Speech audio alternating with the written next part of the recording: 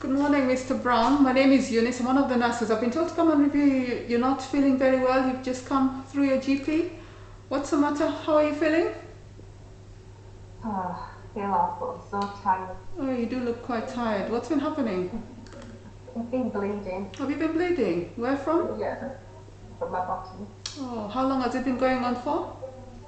2 days now. Oh, that's not too good, is it? And you obviously feel very tired. So what I'll do, because obviously you don't seem to be feeling very well, I'll check your blood pressure and then get the doctor to see you as soon as possible so that we can see where the bleeding is coming from and also give you some fluids to help you because you don't look too good, okay? So we'll help you to feel better. I'll check your blood pressure and also check your temperature and your heart rate as well. And then we'll get the doctor to see you.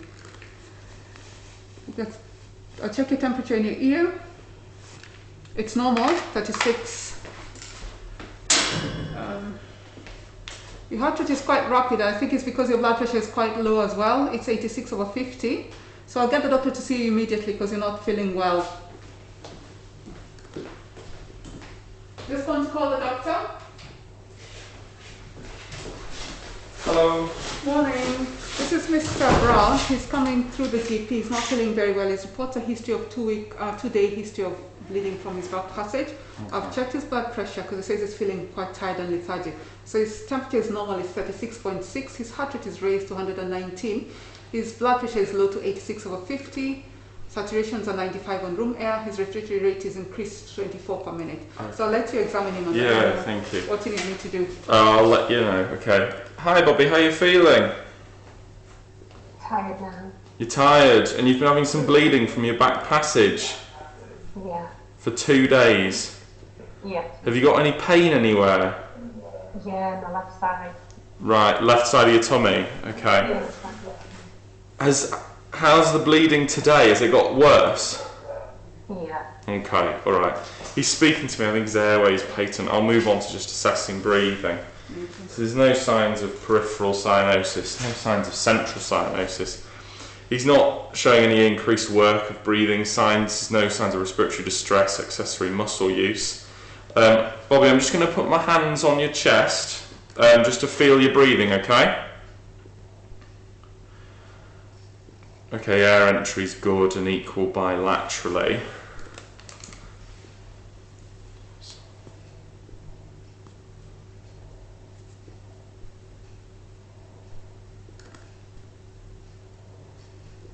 Okay.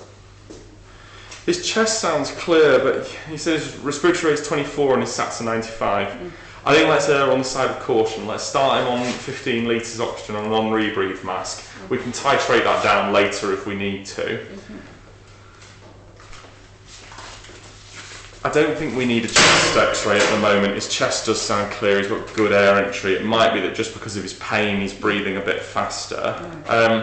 But could we get an ABG after we've put the oxygen on, and I'll keep assessing him. Okay. Mr. Brown, I'm just going to pop some oxygen on just to help you. Your breathing rate is a bit on the fast side. I'll pop the mask on your face. I'll lift up your head a little bit. Thank you. Alright, so his cat breathe feels about 3 seconds. He feels like quite clammy and sweaty, and he's cool peripherally. His pulse is quite a thready volume. It's tachycardic, about 120, but it's regular. Okay. Okay, I'll bring an ABG. I'll get the results. Okay. His mucous membranes look okay. His JVP is not visible. Okay. Let me have a listen to his heart.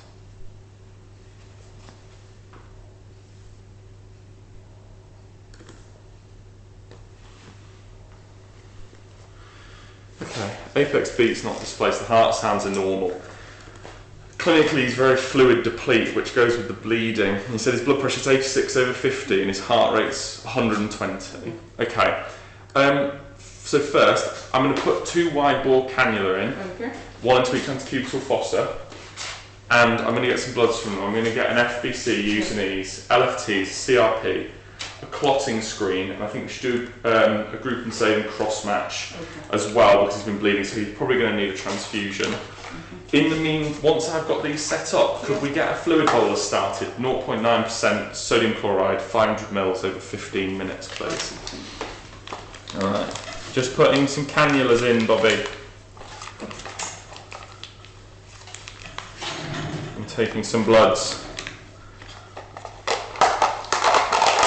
Bobby, we're going to give you some fluids because your blood pressure is very low. It will help you feel a little bit better, but we're also going to do some more investigations. So I'll put up some fluids. Hopefully you'll feel better in a few minutes.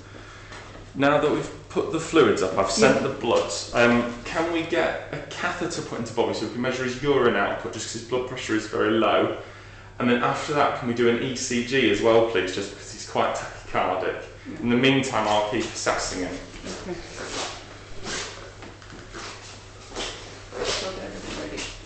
How are you feeling now, Bobby? A little better. A little better, okay. I'm just going to have to shine a light in your eyes, okay?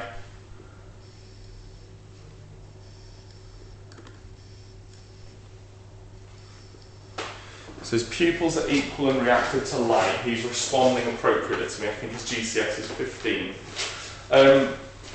Once we've done the catheter and the ECG, could we just get a blood sugar reading? Actually, can we just do that now quickly, because it won't take long. Okay. Right. Mr. Brown, I'm just checking your blood sugar. It's 4.6. 4.6. Okay. All right. Okay. And did we say we have a temperature on him? No, his temperature was normal at 36.6. 36.6. Okay. In that case, I'll move on. So let's have a look at his. So his SATs have come up to 98%. Yeah. Respirate's gone down to 20. His blood pressure's come down a bit, and his blood pressure, has come up a bit, and his heart rate's come down a bit. Once that fluid bolus is finished, can we redo his OBS, particularly his blood pressure and his heart rate, and then we'll decide whether we need to do a second fluid bolus. Okay. Bobby, I'm just going to have a look at your chest, okay? I need to look for any signs of bleeding or rashes. There's nothing here. I'm going to do the same with your legs, okay? Okay, so the ink pad is heavily blood stained and it's bright red, so it looks like lower GI bleed. I said it's coming from his back passage. Yeah, because of it. Okay. So Bobby, I'd just like to lie you flat if that's okay and have a feel of your tummy because you said it was painful. Will this help you make you a bit more comfy in a minute?